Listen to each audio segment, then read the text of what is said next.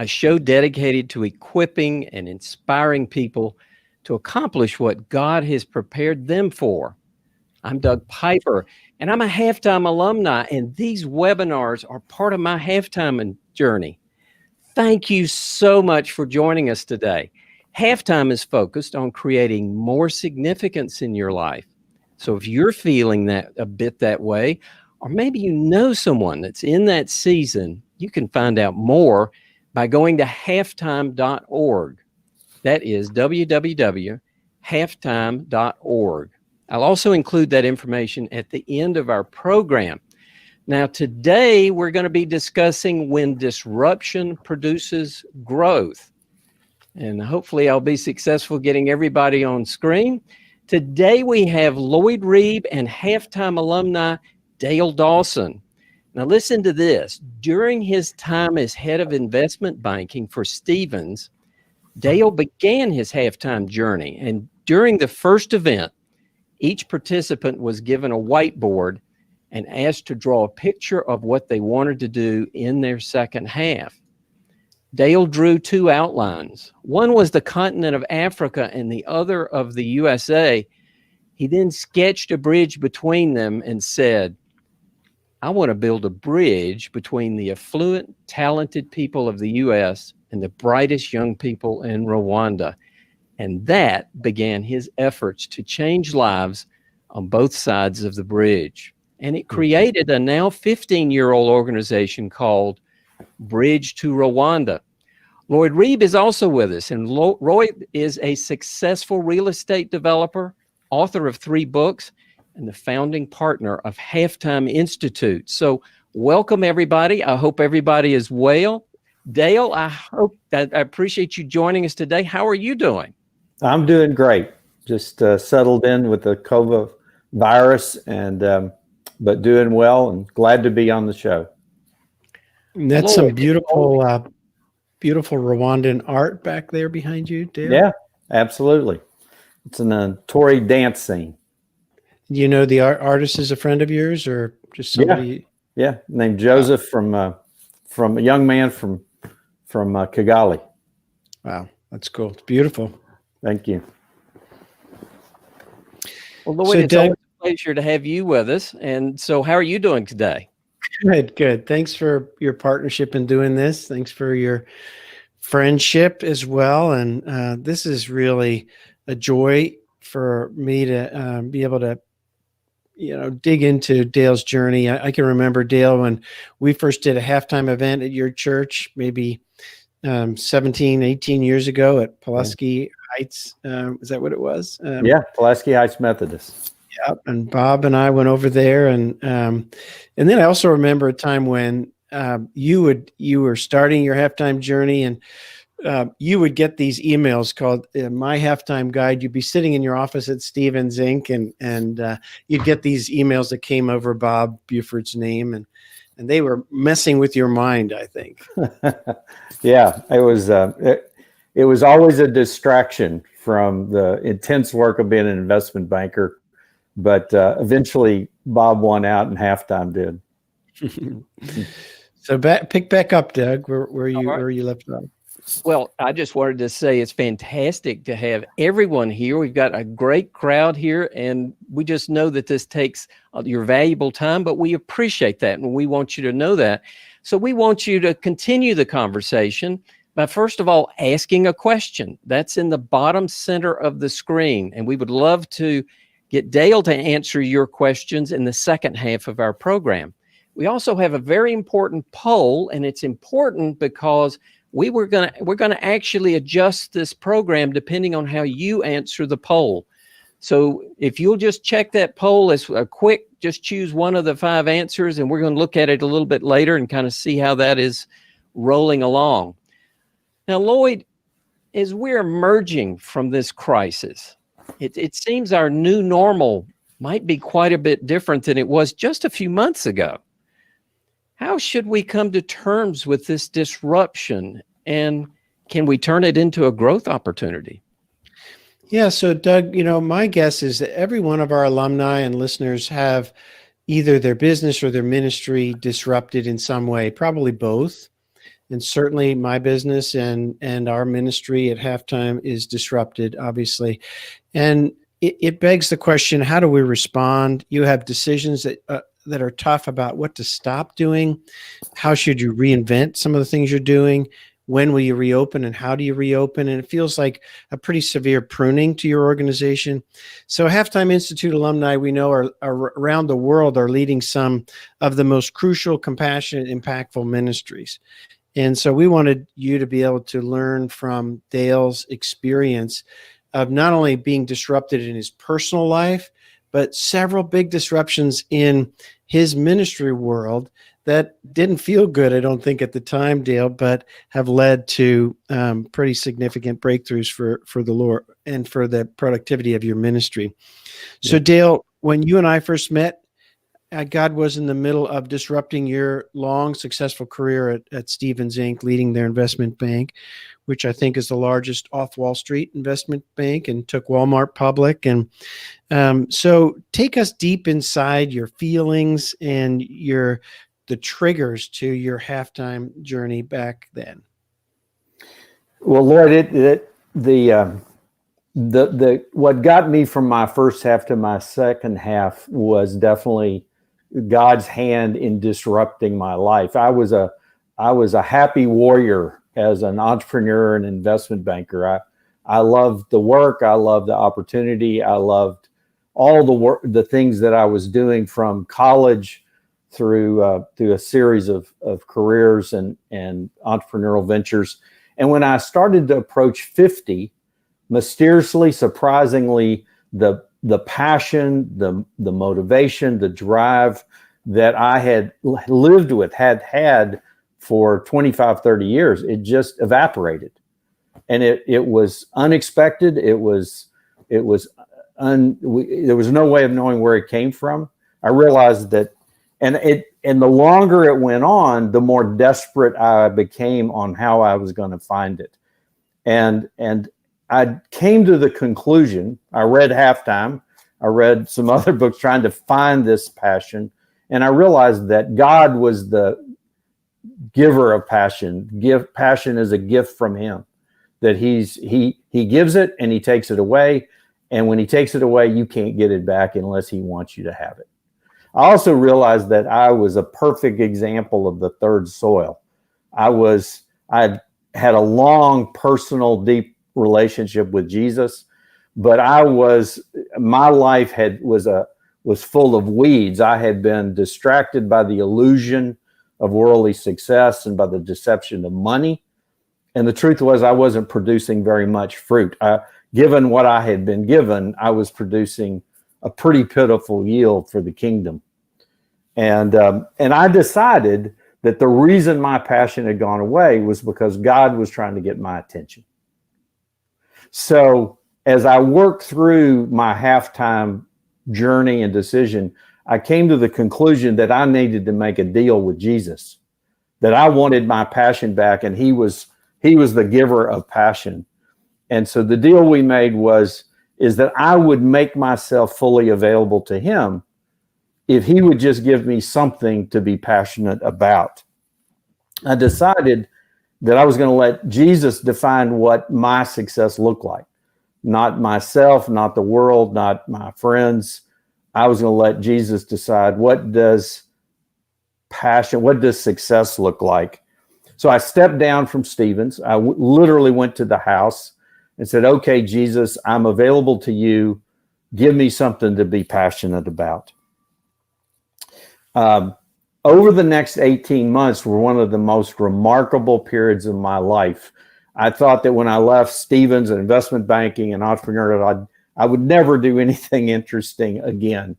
And yet in the next year and a half, I visited Rwanda with an Anglican bishop and met President Paul Kagame, the president of the country. I met Bob Buford, and I discovered what Halftime was all about. I learned about world poverty and the value of microfinance from Chris Crane and Opportunity International. And I learned about the value of having a global fellowship of friends from a friend named Doug Coe at the National Prayer Breakfast. In 2005, I did attend that first halftime institute, or maybe the second halftime institute. And at that, I got a laser-like focus on and clarity about what my calling was. And that is when I stood up there and made that drawing on that whiteboard at Bob's insistence and said, I want to build a bridge to Rwanda and transform lives at both ends of this bridge. Through halftime, and Bob, I learned that my skill, my gift as an entrepreneur was a divine gift. And I learned that business in God's hands could be the most powerful tool of transformation in the world, as much as planting a church. And Dale, you know, there's so much power in that little exercise. And for our listening audience, if you really aren't clear yet on your calling, like Dale described, there's power in the exercise of saying, take a pad of paper or a whiteboard or whatever you have handy and draw a picture of what you'd love to do the rest of your life beyond caring for your own family. If money were no object, take 5 minutes and draw a picture with no words. And that's what you did, Dale. I remember that. And I remember just the clarity that came. And it doesn't happen that way for everybody, but it can come from drawing a picture. And what's interesting is now, these 17 years later, the joy, you know, I've walked on this journey with you. The joy you've experienced is remarkable compared to how you must have felt when your passion seeped out and what you were good at was going crazy, you know, just up and to the right. And I remember there was a time when you were giving out bonuses to some of the young investment bankers. And I think they were kind of whining at the amount they were getting. And you're thinking that most people in the world don't earn this in their entire lifetime or something like that. Is that some truth to that? Yeah, there was, I had just met Bishop John Rushahana from Rwanda. And he was this man spoke 7 languages. He was one of the smartest, most entrepreneurial people I'd ever met. And he was one of the first people to run back into Rwanda back in '94 and deal with the slaughter of 1 million people. And he was trying to build schools and hospitals and churches. And I'd met him, and he told the story of being called by God to come back into this mess. And he needed about $600,000 or $700,000 to build a high school for genocide orphans. And a few weeks later, I was handing out bonus checks to 30-somethings who 1 or 2 of them could have put their money together and paid that whole thing. And it just made me realize that this is not how I wanted to spend my life, and that God wasn't going to give me passion to keep managing investment bankers. Yeah. Now, you know, some halftime guys that I have had the privilege of coaching came through the Halftime Institute and were clearly called back to investment banking. Yes. And I think of Tim Main, who heads a global investment FIG banking for Barclays, and this is his calling. But for you, it was different, right? And the disruption, the Lord's going to disrupt all of our lives in some way in order to get our attention. So Dale, I want to frame up this topic of how do you respond to disruption so that we can allow God to turn it into perhaps the biggest growth opportunity of our lifetime. And Doug, the poll is perhaps the best way for us to do that. What we do with the poll each time is we shape up the conversation around some multiple choice answers and let you respond to the biggest challenges that you're facing so that Dale or whoever's presenting can adapt what they're saying to those issues. So Doug, take us through the poll if you don't mind. All right. So the question in the poll, and it's not too late to put your answers in, so we would appreciate that, but I'll go ahead and give the indications we've got so far. So this is the poll question. In this time of disruption, which is the hardest challenge you face? Is it grieving the losses, letting the good things or people go? Or is it seeing the implications from a disruption and how I should adjust to this new normal affecting my strategy? Or is it setting clear on confronting the brutal facts of our new situation, or serving short-term crisis at the time of thinking, as at the same time as thinking long-term? Or is it being able to set this disruption aside in the evenings and weekends in order that I can really rest so that I can bring my best once more forward? Lloyd, our poll, and Dale, it's very strong.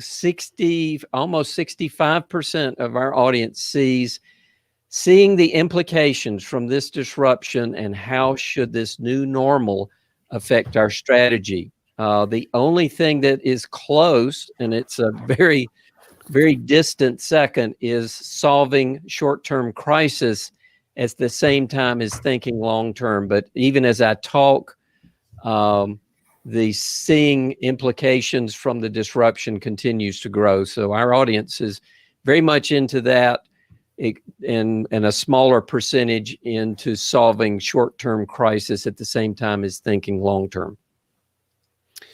So Dale, that's a difficult thing. I mean, there's no way you can sift through each person's ministry and see the implications. And in your own journey, I think the implications became clear over time, right? In so many of the disruptions that you faced. So first, your reaction to the poll, and then I want to dive into some of those real live examples that you can share with us. I think that, when you're in a crisis, that the underpinnings of your assumptions, whether it be your employees, whether it be your funding, your customers, whoever you're serving, is that all of that stuff starts eroding away from you.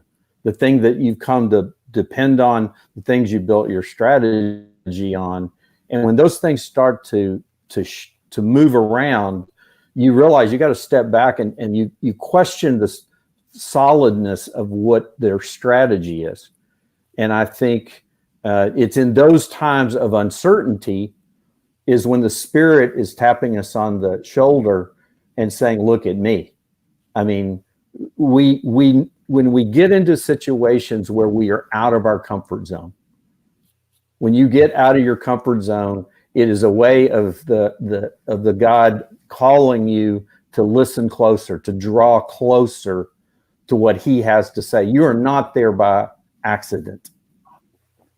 And Dale, in some ways, because you're working in a developing country where there's been a lot of disruptions and spiritual warfare, et cetera, you may be living with a higher antenna up for where God's changing all the rules of the game on you. What if you worked in, downtown Little Rock where you are, where everybody and the trains run on time, et cetera?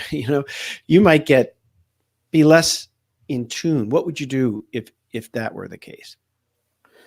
I will say that one of the benefits of my working in Africa for the last 16, 17 years is the fact that I am out of my comfort zone. I don't speak the language. The culture is different. There are currents of things happening and not happening that I will ever know. And because of that, I always know that I'm to some degree vulnerable to making a small mistake or a big mistake. And so I'm listening all the time to Jesus to say, what do you want me to do?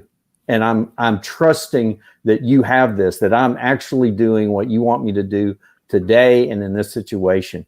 When I came back to the United States, after a few years of being in Africa, Judy and I actually left our comfortable Methodist church and moved into a church, into a poorer part of town with a multi-ethnic, multi-racial, multi-economic congregation, because I had become so alert to the idea that Jesus spoke to me more when I was out of my comfort zone than when I was in it, that I had to change churches in Little Rock, Arkansas to move into a situation where I wasn't as comfortable, so I would listen closer. Yeah, so to dive deeper into that, Take us into an example in your journey where you thought, okay, is God cutting us off or is he pruning us? And is this, Right. Jesus said, I love this story from Jesus. He says, I am the true vine, God is the gardener, and you're the branches. And he said, God goes through the vineyard, and all the branches that don't bear fruit, he cuts them off and he throws them away. But all those branches that are bearing fruit, he prunes them so they'll actually produce more fruit. And in my experience over the last 20 years, I can tell you that when things are going really bad, it's hard to know the difference between being cut off and thrown away and being pruned. And we've had, in the 16, 17 years we've been involved in Rwanda, we've had a couple of very major disruptions that we couldn't tell for sure whether they were being cut off or whether they being pruned. The first couple of projects I worked on in Rwanda, I helped the Anglican bishop build a high school. I helped work with Opportunity International and Hope International and World Relief to build a major microfinance bank. And after a few years of working on those, we came up with an idea to build a new university in Rwanda for business and banking and accounting and finance, kind of a joint venture between Opportunity and others. We spent 2 years putting together plans and properties and pitches. And just as we went out to go fundraise, the 2008 recession rolled through North America. And all of our work, after struggling for another year or so, all of that work had to be abandoned. But interestingly, about that time, President Kagame asked me to join a presidential advisory council. And in that council, we heard that Rwanda had a strategy which they had borrowed from the Asian Tigers, that for us as foreign and friends of Rwanda, they wanted us to help encourage foreign investors to come in and build businesses and to create opportunities for their best and most promising students to go abroad. So we rebounded from the 2008 recession by being able to adopt the strategy coming from the leadership of the country to do these new things. That became the focus of B2R. We started helping to build businesses. We started doing social enterprises. And 4 or 5 years later, we had a whole team of really bright young Americans working there. We were building businesses. We'd started a scholars program. We had done all these things. We probably got ourselves spread a little thin. And all of a sudden, God started slamming doors again. And some of our donors didn't show up the way we thought. And all of a sudden, we were in a cash crunch. And we had to drastically reduce our operations. At that moment of being pruned or cut, we sat down and thought, what is it we're doing? If we can keep one thing still going, what are we doing that's most important, most unique? What could we do better than anyone else? And so we ended up stopping all the good projects we were doing and focused on the Bridge to Rwanda Scholars Program, which was something we thought we could be great at and would have big impact. In hindsight, that was the best decision we could have made. We put all of our resources on building this college preparatory program. And over the last 8 or 9 years, we've helped 265 of the brightest kids in Africa from Rwanda, Burundi, Congo, South Sudan, earn $60+ million of scholarships to 80 of the best colleges in the world. And today, the more important, we have created, those students coming back have created a fellowship of servant leaders modeled after Jesus. We have a pipeline of hundreds of young people that have been globally educated who want to come back. And we've built a network of 200 employers in Rwanda who are desperate for the talent.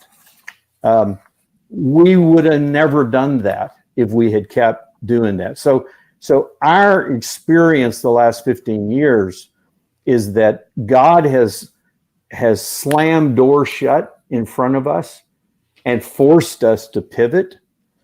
And when you look back, the decision to focus on the government initiatives and on the scholars firm were brilliant strategic moves for which we can take absolutely no credit. But there's some wisdom embedded in there, Dale, that's just timeless wisdom of the Lord says, I will guide you with my eye. So when he shakes the world, then it's time to look up and make eye contact. And that's what you've been training your heart to do. In my personal roadmap this year, I have a line in there to learn how to listen more clearly to the Spirit of God. So I always send my roadmap to our kids and ask for their input. I sent it to our daughter in France, who's a missionary with Cru, and she sent me a note back and she said, Dad, just ask the Spirit of God to be loud. And I'm like, I didn't know he had a volume control, I thought it was all about me getting quiet and listening, So there's some certain wisdom of saying, okay, we're going to slow down and figure out how to try to make eye contact with God. The other thing you did was ask a strategic question, which is what can we be best of class at? Right. And it's funny because Drucker taught us about planned abandonment, and you were saying to me that this was abandonment, but just wasn't planned. That's right.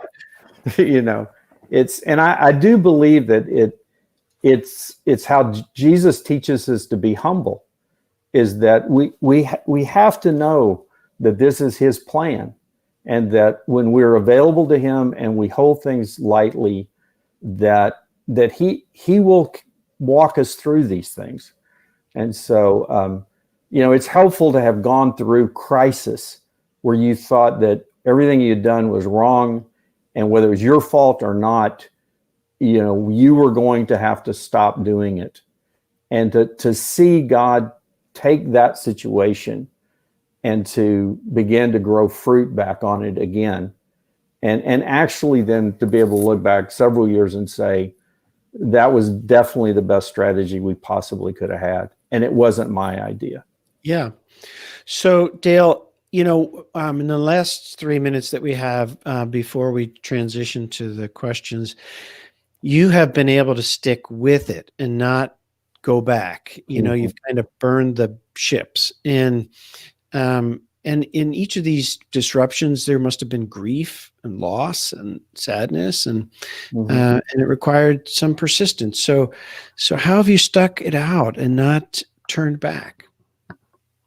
I try to remind myself every day that I'm not in control, and that I made a commitment to be available to Jesus to do what Jesus wants to do now, and to not look back, and to not get wedded to what we've done successfully in the past, but rather to say, I'm available to move in whatever direction you want me to go.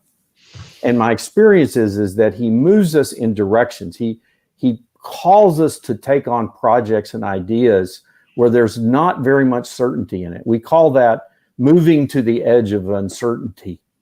And when we move to the edge of uncertainty, the value of that is that we get to see miracles. Is that when you move in a direction where you don't know what the outcome will be, and then something amazing happens, you've seen God's hand at work. And you go back and walk to that edge and you see those miracles, it becomes a very addictive behavior. And we're not scared the next time we go out to that edge of uncertainty. Well, Doug, maybe turn us to the questions, and maybe if Dale has anything, final thoughts before we move to questions. Well, we promise everybody we're going to try and keep the main part of our content to 30 minutes. And we appreciate, though, first of all, you taking that 30 minutes. We are so glad that you joined us tonight. And Dale, we're so glad that you joined us. And before we transition to the Q&A, maybe you've got a wrapping up comment that you'd like to make, just to give us a feel for dealing with crisis, because we're all facing maybe one of the greatest challenges that we have in our whole lives. Yeah, this pandemic has shaken everyone globally. It's something that I've never experienced in my life, but I keep relying on the fact that Jesus tells us all the time, do not be afraid. Do not be afraid. Do not be afraid of failure. Do not be afraid of embarrassment. That we should be anticipating and looking for Jesus and God to do something amazing. That we are always safely in his hands and that he's got this. And Dale, you've just had some of the temptation to be afraid of embarrassment, I think, because you have all these students here in America. Somehow you got to get them back to Rwanda, so you organize a whole bunch of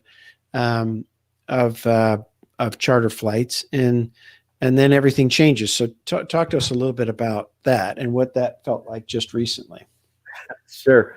Well, we have about 140 students that are studying at universities in America.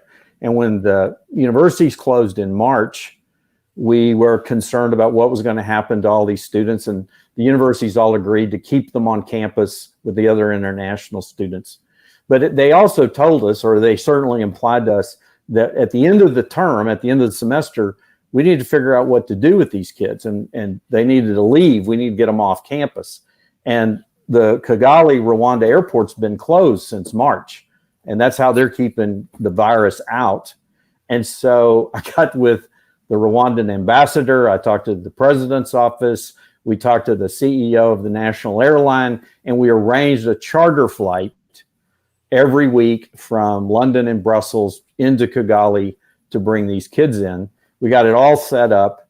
And then about 7 or 8 days ago, all these universities who had been telling us to figure out a way to get rid of these kids all decided that they were going to keep all these students for the whole summer because they're afraid that they won't be able to come back in the fall. So we had to make the call back to the ambassador and the government and say, instead of having dozens or hundreds students coming back, we're not going to have but a handful. And being transparent through all of this. I mean, we're in uncharted waters here, and the best thing is to tell people your circumstances, tell them what we're trying to do, to be action oriented. And when things change, which they are bound to do, you just go back and you be transparent and tell people, here it is, and we've got to be able to shift and move here. So this is not an unusual situation for us to deal with the unknown, to the edge of uncertainty. Cool. Well, Doug, maybe take us into the questions. Well, I did want to mention before we wrap up, then move into the questions. We also have another program coming up. Our next live stream will be with Rich Stearns. It'll be May 14th at 8 p.m. Eastern, and it'll be Leading Like It Matters to God. So we will move into the questions next, but I do want you to know, for those that need to run, it is recorded.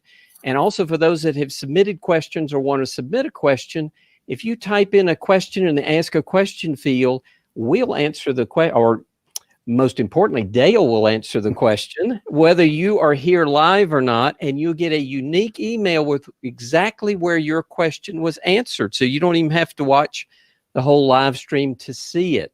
So Dale, are you ready to transition to the questions? Love to. Thank you. All right. Our first question is, how do you know whether to just try harder during a disruption or to abandon it as a result of the disruption? You know, we're not really trained, particularly as Americans. If the going gets tough, the tough get going. So how do you determine whether to fold? I think that's not a precise science. There are, your natural inclination is to fight to keep the things you have going, to do everything that you can. You start managing around the edges so that you're still going to be able to get things done. I don't ever give up until we reach a point where it becomes obvious that it's time to turn around. I mean, I remember Winston Churchill, a famous quote about never give up, never give up, never give up, unless it's reasonable to do so. So I don't think that it's a precise thing. I will say that when you're in that situation, I think praying and talking to Jesus and listening for his voice is that when it's time to give up, something will click. Something will just seem like it's done. And, the Spirit speaks to us in all kinds of subtle ways. And I think it's just in your mind, something clicks and you know that it's time to move in a different direction. Yeah, there's always that temptation, though. Is this your final answer? Yeah, it is. It is. All right, Dale. Our next question. Let's see. Oh, Josh has one highly voted up here. You mentioned pruning versus being cut off. Right.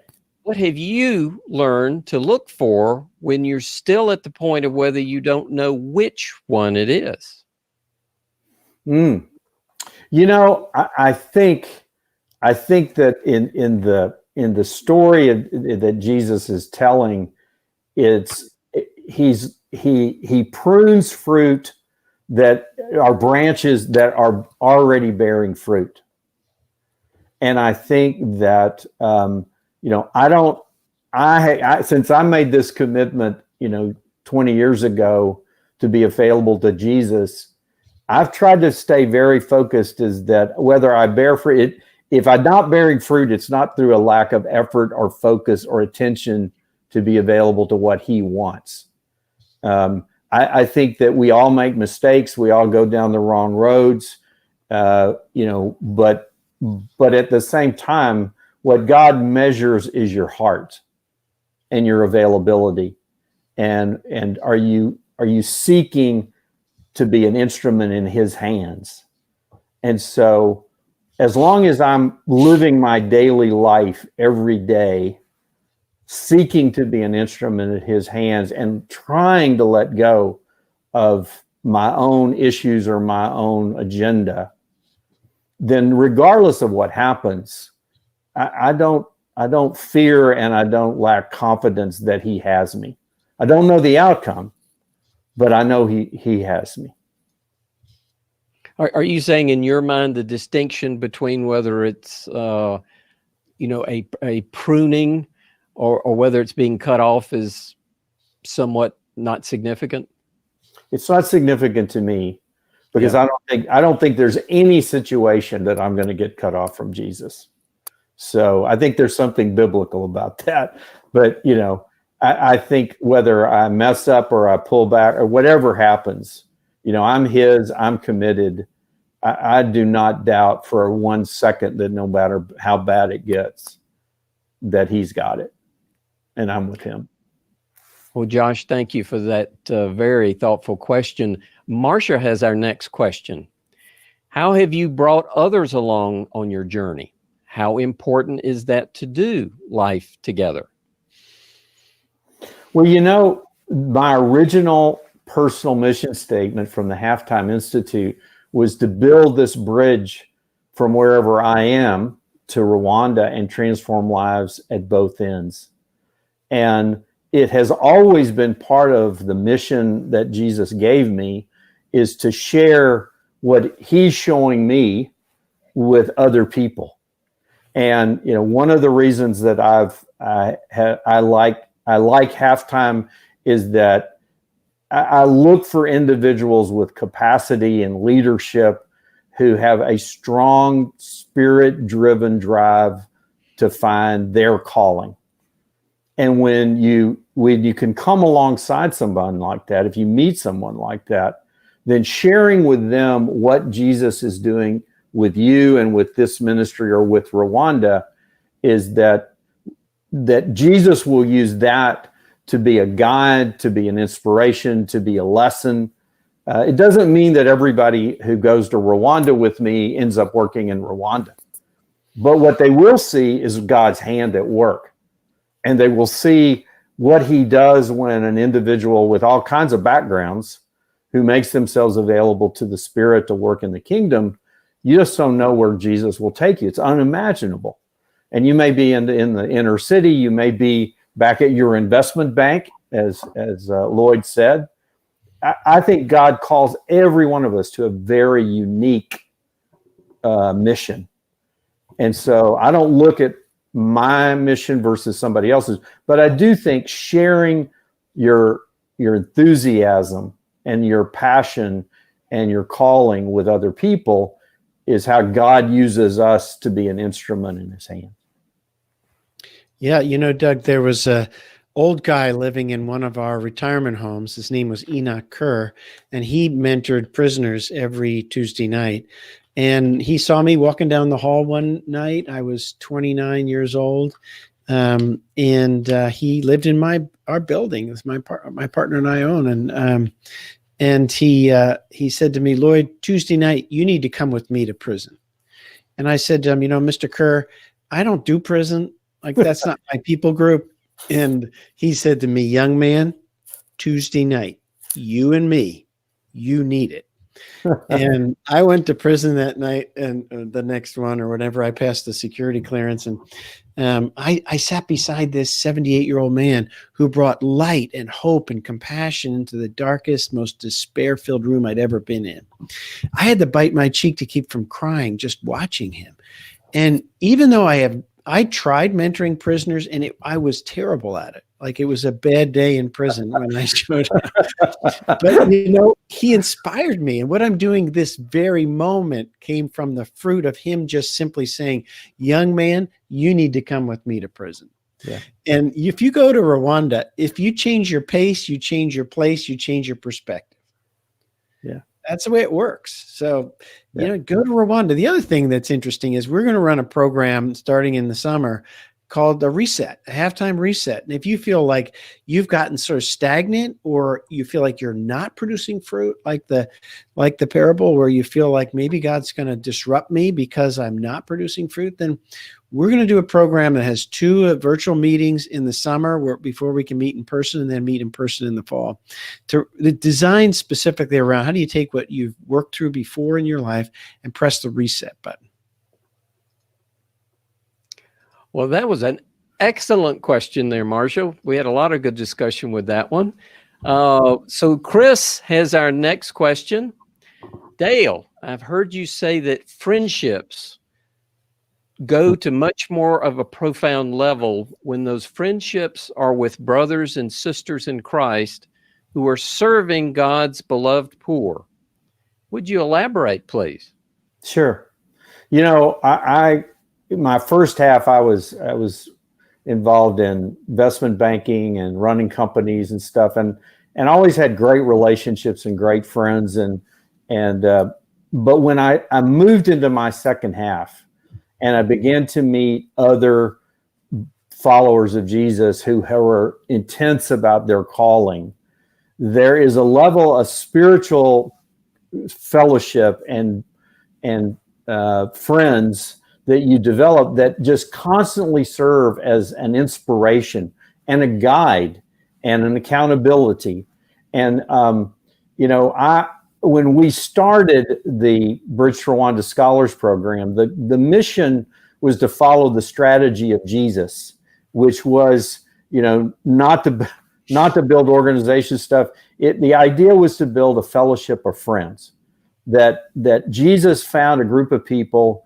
He inspired them with his spirit and his mission and his vision to love each other and to work together to be an instrument to improve the lives of other people on this earth. And I think that is the most powerful instrument that the Spirit has to change lives and to transform the world. And it all works through people. And when people are in relationship, they're more powerful to be used as an instrument.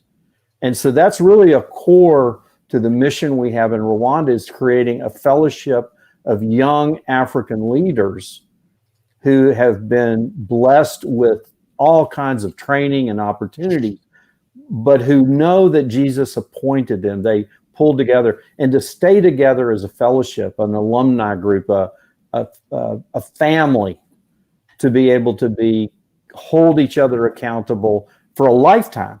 I mean, the goal is to create a multi-hundred fellowship of young people who will spend the rest of their adult lives working together to improve the lives of other people and help their countries.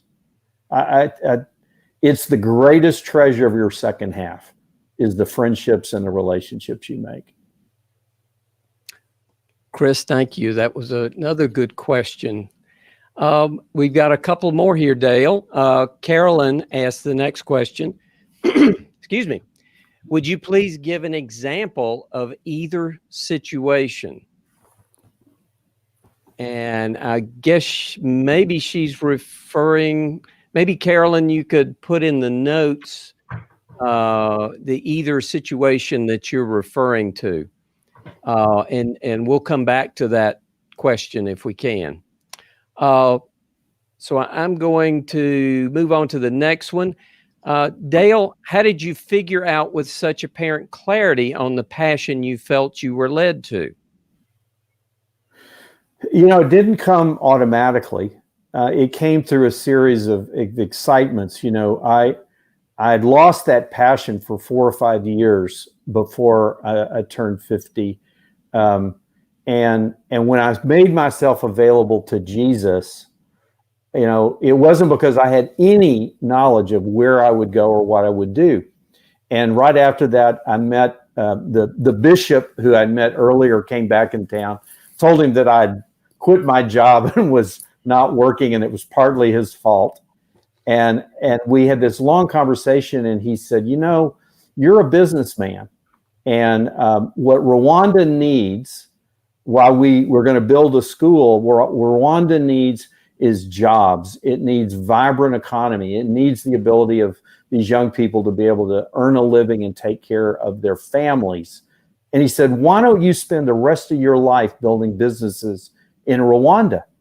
And I thought that was ridiculous. I'd never been on a mission trip. I'd never been to a developing country.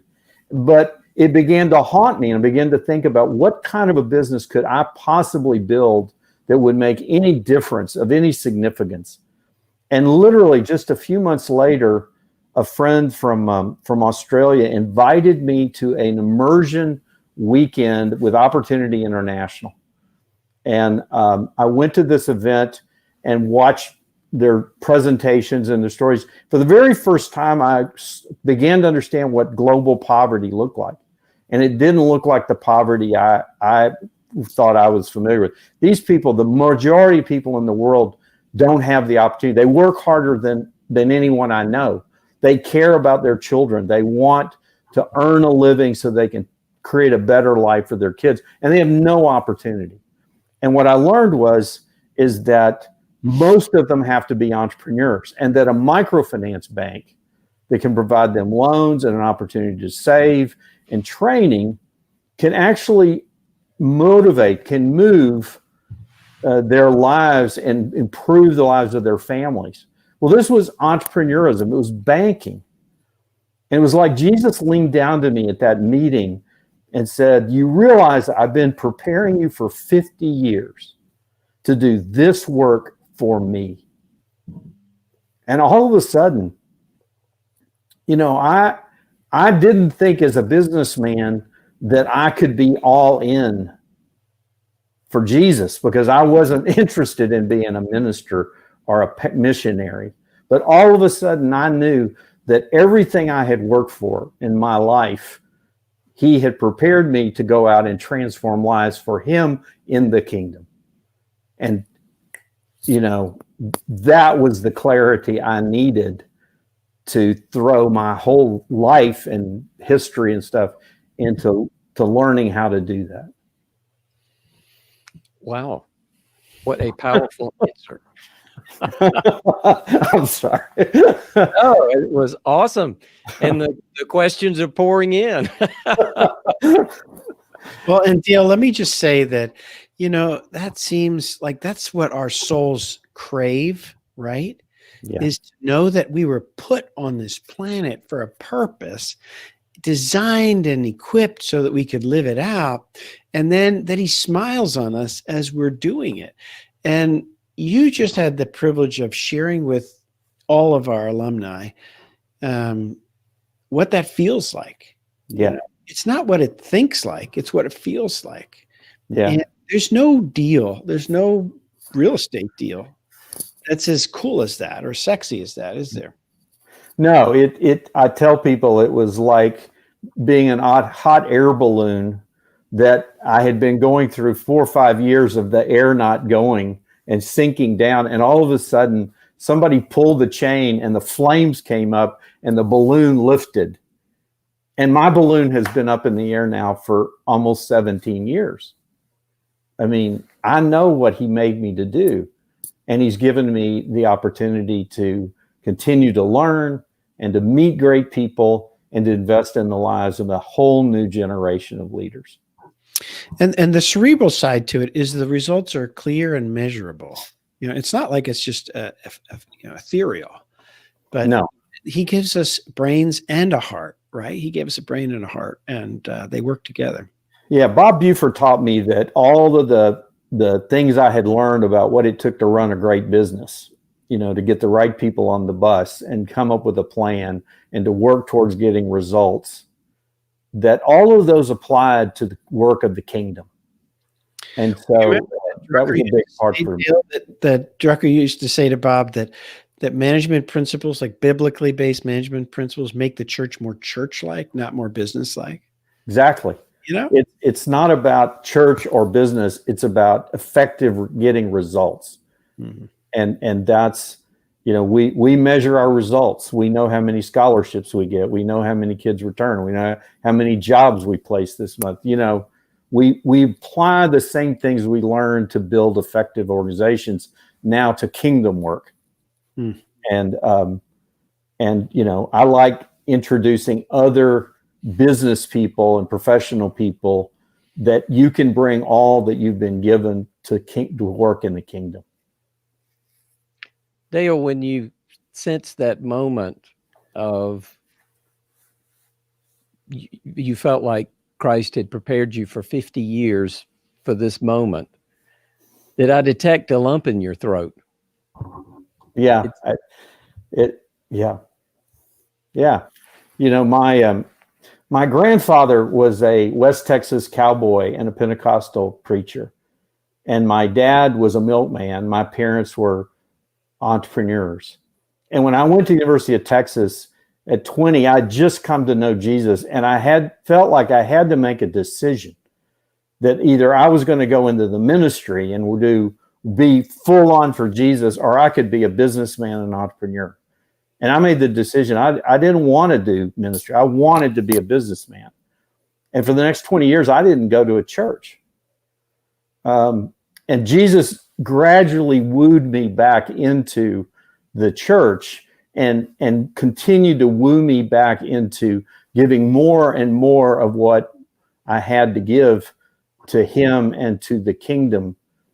But this is, it's the regret of my life that I felt I lived through my 20s and my 30s and my 40s thinking that Jesus didn't care about being a business guy, or that being a business guy could not be applied as an instrument in his hands to transform the lives of other people. And so when Jesus leaned down that day at that opportunity meeting and told me that he had prepared me for that, it was a day of recognition. It was a sweet day. Wow. All right, we've got a couple more questions here. They're kind of pouring in, and I'll have to apologize as I try and pronounce this name. Ngimbi, I believe, has asked this question. I would like to thank Dale for the great work in Africa, equipping the next generation of African leaders. That's what we need now. Is there any change of crossing over the DRC? Or chance, maybe he meant chance of crossing into the DRC. Yeah, chance. Well, we bring students, high school graduates, out of the DRC every year and put them in our program. And we have the first ones graduating. We have 2 of them that graduated this last May who are back in Eastern DRC and are entrepreneurs or starting their own businesses. And we hope to have another. So we continue to focus on Rwanda and the surrounding countries we would love other people to come see what we're doing and decide that they want that something like that will work in some of these other countries, because it will. All right, thank you. I'm back to Carolyn's question. She clarified there a little bit, so we'll come back to that. Carolyn asked, I was interested in hearing more about the times when you, Dale, had to come up to push forward on a project idea and or give it up. I would say like those two events that have happened to us, the decision to try to build a university. The truth was, we saw 2008. It took almost a year and a half to 2 years before we gave up on that. I mean, we continued to try to raise money. We continued to try to come up with different projects. We continued to try to develop other alternative ways to get to the same end. And eventually, it wasn't so much we gave up, but I think there was a large group of people involved in that project, and the decision was made that we, not everybody was finally in agreement. So it was one of those things where basically we were told that, we didn't need to be part of it anymore. So, I mean, I don't give up till somebody slams the door in my face and says, go away. I think that the second one, when we lost, when the money was there, I can tell you that when you don't have money, things stop. I mean, it's a reality. And, God pulls the reins really hard by simply cutting the money off. And when that happens, you have no other choice but to rethink what you're doing, what your priorities are. So there's a couple of things, like people telling you to go away, and the other is the money's gone. And, maybe the other piece, Dale, is if you decouple your personal calling from the tactics and the strategy, you may have a clear sense of calling, which usually combines your strengths, what you're passionate about, and the difference you most want to make on this planet. Right. That usually has long staying power, but the tactics or the strategy you're deploying might just change. Like, I used to do 100 talks a year, just like this. We get 100 people in a room a night. I showed up at Pulaski Heights 20 years ago, whatever it was. And I probably did 90 other things like that, Sure. For the last 8 weeks, we can't do those. Right. So my calling hasn't changed, but I'm going to persist at finding creative ways we can bring this message to anywhere. So I had a group of 10 CEOs last night that all run global or national, rather, cleaning businesses. And this morning I had 8 people from Monaco that are in the halftime roundtable.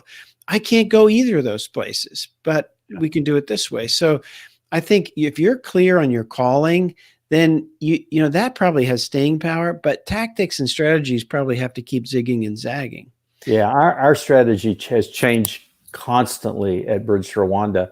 And now that we have fellows back, a year and a half ago, we shifted as much of the management of our day-to-day operations to these young African leaders that are back. And my role is to be now pretty much behind the scenes. I mean, I'm a coach, a mentor, a supporter, a strategist to the young leaders that we're trying to build up. And so my role is constantly changing. I'm what Bob used to say about, as you move further into your second half, you're supposed to be guiding and releasing energy, not providing it. And I'm definitely trying to position myself that others are out front and others are carrying the heavy load. And I'm in a position to support them and encourage them. So, Doug, we're getting close to the end of our time. What do you want to do about the questions? We could give these extra questions to Dale offline, and we could get some answers from him. Or what are your thoughts, Doug? Well, we've got one with quite a few votes for it. So why don't we take this one, and then Dale will ask you to respond to these others directly, if that's okay. Yeah, I'd be happy to. Okay. So Chris has a very popular question, and I think it is a particularly good one that you'll enjoy responding to. And it just messed up here. Here we go. Let me click on this in just 1 second. All right. So Chris asks, if you were to speak with your younger self in your 40s, what life advice would you share? Your first question would be, how come you're so thin? Yeah. There you go. Thanks a lot. I think that the easy question there is, I would have said that what makes you think that Jesus isn't intimately interested in your financial and professional success? And that trusting him to define success for you on whatever terms he wants is by far the best thing you could ever do. And you're better off starting in your 20s or your 30s or your 40s or whatever age it finally becomes clear to you that his definition of a successful life is going to trump anything you could possibly come up with. Yeah, and Dale, it's interesting. In our family, we changed the vernacular from giving up to trading up. It's not giving up stuff to follow God; it's trading up, and you end up with something better. And so, this is the faith journey, right? To say, okay, I'm going to lean in and just trust Him, and see if He can't, multiply what I'm doing. It was a good question. Absolutely. So, Doug, should we wrap up there? I think so. We really appreciate everyone's time today. Dale, we so appreciate your time. Lloyd, we so appreciate it. And audience, everybody that's given almost an hour of your time this evening, thank you so much for joining us. We'll do this again next week with Rich Stearns. But meanwhile, we're so glad you joined us. You can click on the link as soon as it's over and catch the replay. And we'd love for you to share it out to those others in the audience.